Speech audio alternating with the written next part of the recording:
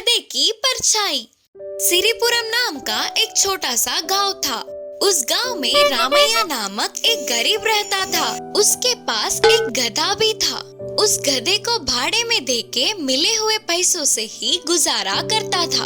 एक दिन सोमैया नामक व्यक्ति आकर उसके सफर के लिए गधे को भाड़े में लिया। बाद में सोमैया गधे के ऊपर और रामैया गधे के पीछे चल पड़े। सूरज सर के ऊपर आके बहुत धूप हो रही थी। इससे उन लोगों ने सफर रोककर एक जगह आराम करने लगे। गधे की परछाई में सोमैया सो गया और रामैया धूप में ही था, क्योंकि गधे की परछाई दोनों लोगों के लिए काफी नहीं होती। तो अब सोमैया गधे के परछाई में बहुत जल्दी सो गया। तब रामैया उसके गधे को थोड़ा बाजू में लेके उसके परछाई में सो गया। भारी धूप की गर्मी से सोमैया उठ के देखा तो गधा बहुत दूर था। उसके परछाई में रामैया आराम से सो रहा था। यह देख सोमैया को बहुत गुस्सा आया और वो रामैया को उठाकर झगड़ा करने लगा और वह झगड़ा बहुत बड़ा हो गया। मैंने मेरे गधे को भाड़े में दिया पर उसकी परछाई को तुम्हें भाड़े में नहीं दिया। उस बात पे झगड़ा और बड़ा होकर मारपीट तक चली गई। यह सब देखने वाली गधा वह भार ना उठा पाते हुए बाजू में फेंकर वहाँ से चला गया। मंदबुद्धि। एक जंगल में कुछ जंगली कुत्ते थे। उस जंगल का राजा था शेर। वह बहुत ही हिम्मत वाला था। एक दिन सारे कुत्ते मिलकर शेर के पास गए। उनमें से एक कुत्ते ने आगे आकर बोला, अरे ओ शेर, हम आज से तुम्हें इस जंगल का राजा के रूप में हम नहीं स्वीकारेंगे। अगर तुम हमसे विरुद्ध गए तो हम सब मिलकर तुम्हें घेर के मार देंगे। उनके बातों से शेर चौंक गया और बोला, मुझे देखते ही भागने वाले तुम लोग मेरे सामने ही खड़े होकर धमकाने लगे हो। अगर मैंने एक बार गर्जा ना तो डर के भाग जाओगे। फिर भी तुम्हारे जैसे लोगों से मेरा क्या काम। तब कुत्तों ने कहा, हाँ, हमको देख तुम डर रहे हो ना, डरो डरो। शेर के एकदम से नहीं हिलने पर उनके बातों से शेर सच में डर गया करके मानकर वे सभी खुश हुए। फिर वो सब एक पेड़ के नीचे मिले। उनमें से एक कुत्ते ने आगे आकर कहा, इस जंगल के लिए हम सब मिलकर एक राजा का चुनाव करेंगे। तुरंत दूसरे कुत्ते ने बोला, हाँ हाँ बिल्कुल करेंगे, यही सही होगा। बाद में और एक कुत्ते ने कहा, ठीक है फिर तुम सब मिलकर मुझे राजा के रूप में चुनाओ। तब दूसरी कुत्ते ने कहा, क्यों, मैं राजा नहीं बन सकता क्या? इसीलिए मुझे ही राजा बनाओ। ऐसे एक दूसरे से मैं राजा बनूंगा करके बोलते हुए बहस करने लगे।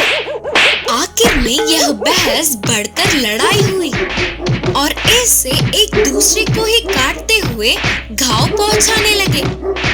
ऐसे थोड़ी देर के लिए ये युद्ध होने के बाद सभी घायल होने पर सारे अपने अपने रास्ते भाग गए। इस पूरी लड़ाई को शेर दूर से ही देखता हुआ, यह सारे कुत्ते कितने मंदबुद्धि है, बोलते हुए उनके बेहाल को देख हंस पड़ा और तुरंत शिकार करने के लिए जंगल गया। इस कहानी से हमें यह शिक्षा मिलती है कि मंदबुद्धि वाले लोग हिम्मत वालों का कुछ भी नहीं बिगाड़ पाएंगे। भेड़ की लड़ाई और मुर्गी की होशियारी। एक गांव में एक किसान रहता था। उस किसान के पास एक भेड़ और एक मुर्गी थे। उन्हें किसान बहुत ही ध्यान से पालता था। वे अच्छे से खाकर पुष्ट थे। एक दिन और थोड़े भेड़ और मुर्गी के बच्चों को घर ले आया किसान। वे सब चिल्लाते हुए यहाँ वहाँ घूम रहे थे तो मुर्गी ने भेड़ से कहा, अब तो तेरा काम हो गया रे, कल या परसों तुम्हें मेले में बलि चढ़ा देंगे। तब भेड़ ने हंसते हुए जवाब दिया कि अरे मेरी पगली, घर में ज्यादा मेहमान के आने पर ही मेरी जरूरत पड़ती है। कल इस घर के दामाद आ रहे हैं, मुझे अभी पता चला। अब से तेरी कुकड़कों को खत्म। तब मुर्गी पूछी, ऐसा क्या?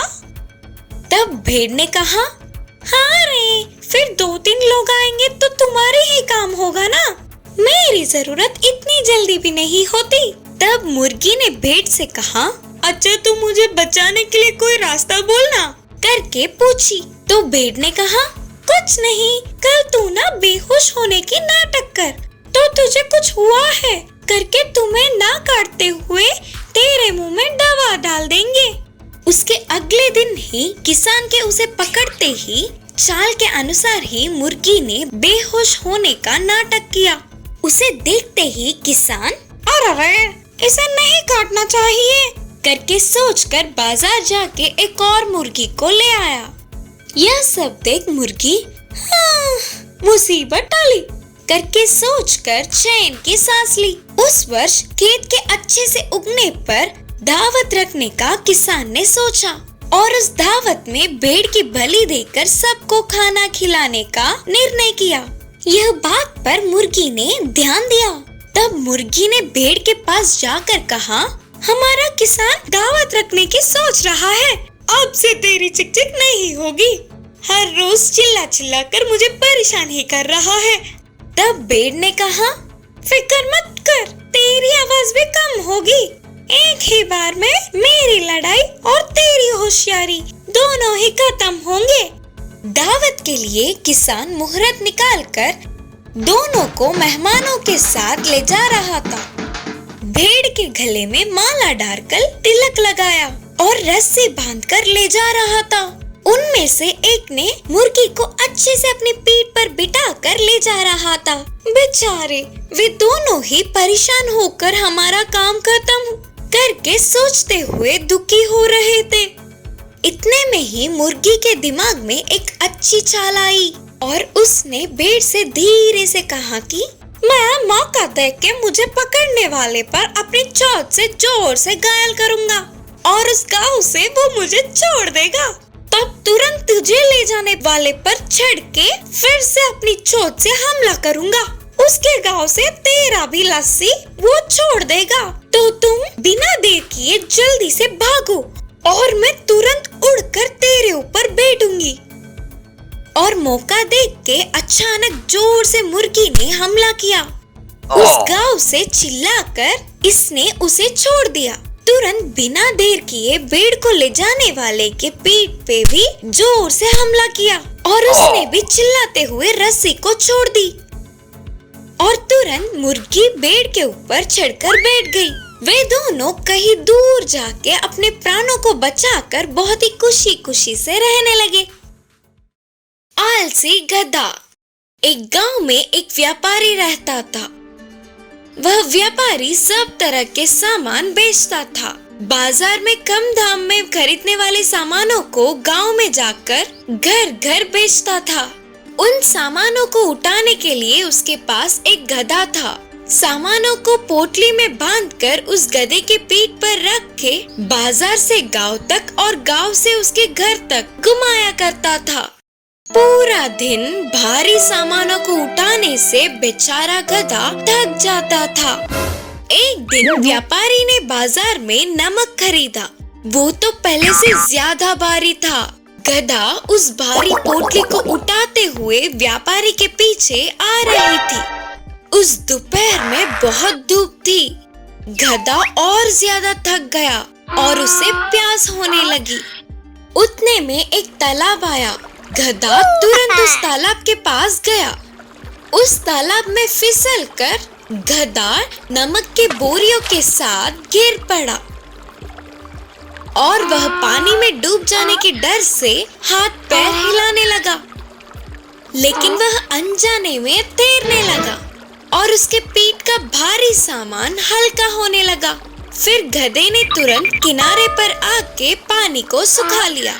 गधे ने ध्यान दिया कि उसके पीठ का भारी बोरी हल्की हो गई और उसके पीठ को आराम मिला। उस रात गधा सोचने लगा कि ऐसा चमत्कार कैसा हुआ, लेकिन उस बेचारे गधे को क्या पता कि पानी में नमक घुल जाता है।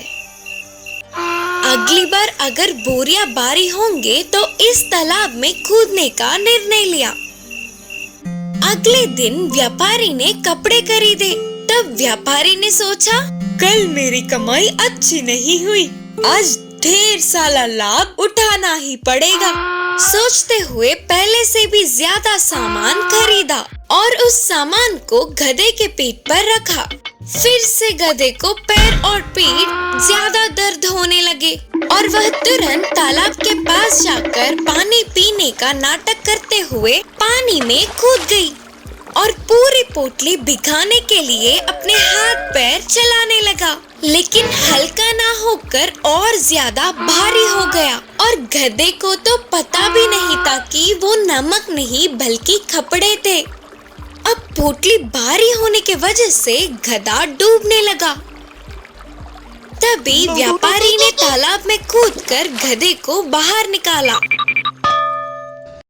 उस रात गधे को बहुत दुख हुआ, साथ ही पहले से ज्यादा पैर और पीठ दर्द होने लगे और भीगे कपड़ों को उठाने के वजह से जुकाम भी हो गया। तब गधे को अपनी गलती समझ में आ गई। उसने सोचा कि अब कभी भी अपने काम से बचने के लिए गलत रास्तों का प्रयोग नहीं करेगा।